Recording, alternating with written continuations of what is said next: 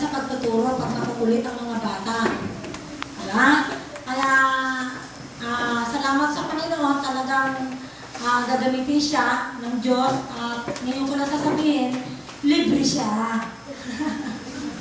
Ang katotohanan, siya pa nagbigay sa atin ng salad.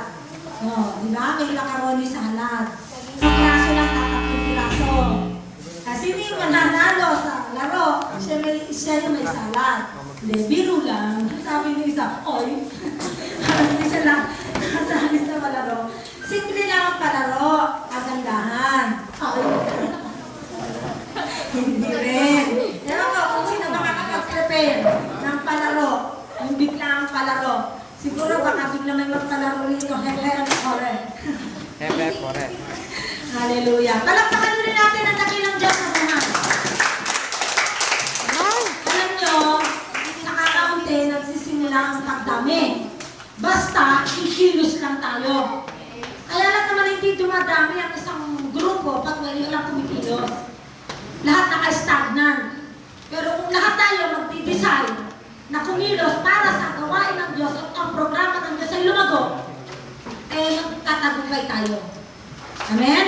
Kaya ngayon, salamat sa Panginoon sa buhay ng ating kapatid. Hindi ko alam ang totoong pangalan. Kababagyo lang niya. O, di mo, big time pa. Kababagyo lang. Marsing Bagyo, di ba?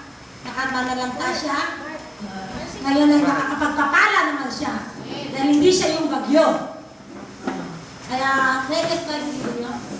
Si, ano ba yung Marcelino? Ha? Marcy lang. Ayun. Kaya salamat sa Panginoon, si Brother Marcy Reyes. Nadapakan natin siya ng Panginoon.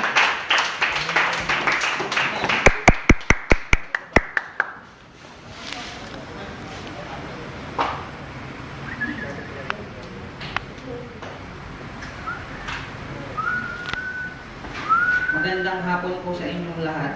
Ang una ko pong masasabi ay ako'y kinakabahan. Ito po yung unang beses na ako po ay tinayo ng Diyos dito.